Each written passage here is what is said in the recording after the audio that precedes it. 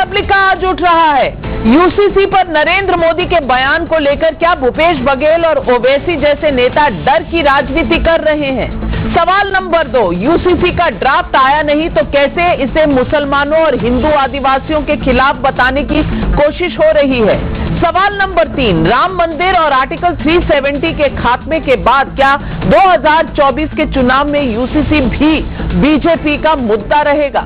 सवाल नंबर 4, एक देश एक कानून का लक्ष्य जब संविधान में है तो क्या इसे बांटने वाली राजनीति कहा भी जा सकता है?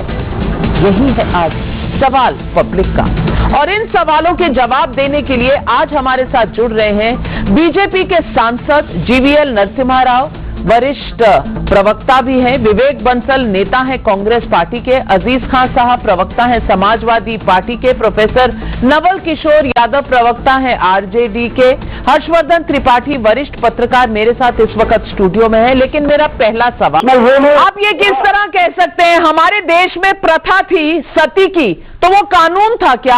आप किस तरह की बात कर रहे हैं? और शाहबानो के साथ जो हुआ, आप कह रहे हैं कि वो भी सही था, वो प्रथा था और आपने कानून लाकर जो एग्जिस्टिंग लॉज थे उनको बदल दिया और इसको आप जस्टिफाई कर रहे हैं। आज की डेट में कोई भी नई बच्ची शादी करे तो क्या वो ऐसे बंधन में जाना चाहेगी जहां उसके शौहर को 4-4 बीवियां रखने की इजाजत हो? अजीज खान साहब, देश बदलता है, कानून बदलते हैं, रीति रिवाज बदलते हैं। जिस देश ने सती देखा हो, उस देश ने सती की प्रथा को हटाया हो, विडो रीमैरिज है, ये तमाम चीजें हिंदू लॉज में भी और हिंदू कस्टम्स में भी बदली हैं। तो मुस्लिम लॉज में क्यों नहीं बदलाव आना चाहिए? क्यों पूरे देश में एक समान कानून नहीं होना चाहिए? कोई रीजन तो बताइए, कोई ठोस कारण तो बताइए।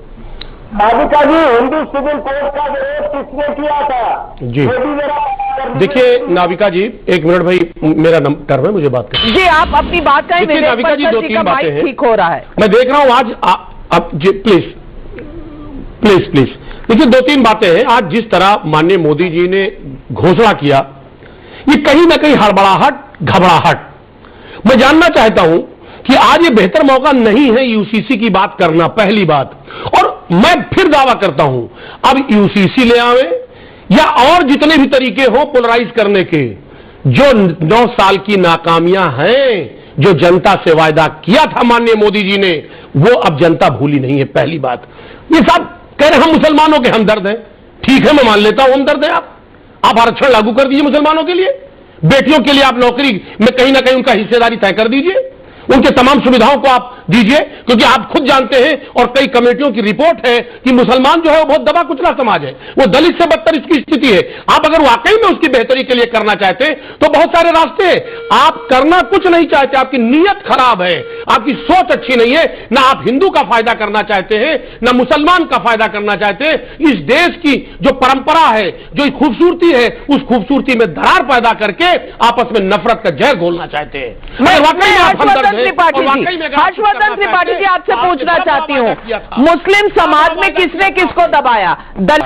सम्मान नागरिक कानून पर जहां महिलाओं को हक देने की बात है, मैं अकेली महिला हूं, यहां पर घिरी हुई हूं, सारे पुरुषों से घिरी हुई हूं, और आप डराए जा रहे हैं, मैं डर नहीं रही हूं।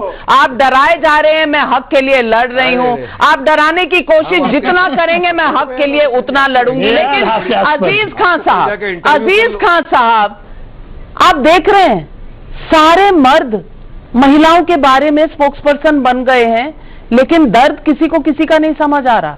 अब अजीज खान साहब, आपके साथ आपकी बच्चियां होंगी, आपके परिवार में बच्चियां होंगी, बहनें होंगी, आपने कभी उनसे पूछकर देखा कि आप ही तय करेंगे कि उनकी जिंदगी किस तरह चलेंगी, वो कब खड़ी होंगी, कब बैठेंगी, कब क्या पहनेंगी, कब कहां जाएंगी? मैं पूछना चाहती हूं, कभी बात की उनसे? जी देखिए नाविका जी, बड़ा शानदार सवाल आपने पूछा।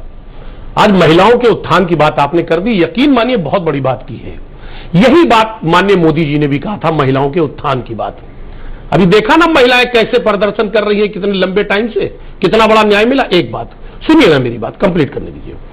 महिलाओं के बारे में। दूसरी बात मैं कहना चाह रहा हूं वाकई में आप मोदी जी महिलाओं के हमदर्द हैं और खासतौर से मुस्लिम महिलाओं के हमदर्द हैं। मैंने इससे पहले ही सवाल उठाया था। तो फिर आप मुस्लिम महिलाओं के लिए क्या कर रहे हैं? आरक्षण कर दीजिए, नौकरी दीजिए, तमाम समस्याएं, एक बात। लेकिन आप ये सब नहीं करना चाहते, क्यों? क्योंकि यूसीसी लाने का मकसद आपका क्या है? सिर्फ ध्रुवीकरण। वाकई में अगर आप लाना चाहते थे तो ये तानाशाही सरकार नहीं, सरकार की तानाशाही नहीं चलेगी, क्योंकि अगर आप करना चाहते तो आप सर्वधर्म बैठक, प्रधानमंत्री जी ने आज साफ कर दिया तुष्टीकरण नहीं संतुष्टीकरण, आपका पॉलिटिक्स ऑफ पोलराइजेशन नहीं, डिलीवरी। आपने सर्वदलीय आपने जो अपने स्कीम रखे हैं उसमें गवर्नेंस करके दिखाया कि नहीं प्रधानमंत्री को इस पर नंबर मिलते हैं, आपसे नहीं मिलते हैं, वोटर से मिलते हैं। आप लोग नहीं चाहते हैं कि इस मुल्क की खूबसूरती बनी रहे। अच्छा, खूबसूरती ये बदसूरत चीजें रखकर ही बनती है। खूबसूरती सिर्फ ये बदसूरत चीजें रखकर ही बनती है। खूबसूरत में रिफॉर्म्स नहीं होते। आपने अगर आपकी कम्युनिटी या कोई भी और कम्युनिटी खुद को रिफॉर्म नहीं करेगी, आप तैयार करिए, लोगों से राय मशवरा लीजिए। तो वही तो हो रहा है लॉ कमीशन में। मैं मानती हूं कि यूसीसी एक पेचीदा मसला है, इस पर संवेदनशीलता से आगे बढ़ा जाना चाहिए, लेकिन यह भी उचित नहीं होगा कि इसको ध्रुवीकरण के चश्मे से देखा जाए। क्यों ना हम इसे महिलाओं के अधिकारों से जोड़ दें, महिलाओं के उद्धार से किसको क्या संकोच? ये सवाल सबको देना पड़ेगा जो यूसीसी के खिलाफ सिर्फ ध्रुवीकरण की बातें करते हैं। आज देश की महिलाएं पूछेंगी ये सवाल। आज सवाल पब्लिक का शो पर बस इतना ही, लेकिन जरूर कहती हूं कि देखते रहिएगा टाइम्स नाउ नवभारत, क्योंकि देखेंगे तभी तो जीतेंगे। बस लेती हूं आपसे इजाजत, नमस्कार। जाइएगा मत, क्योंकि सुशांत सिन्हा लेकर आ रहे हैं न्यूज की पाठशाला।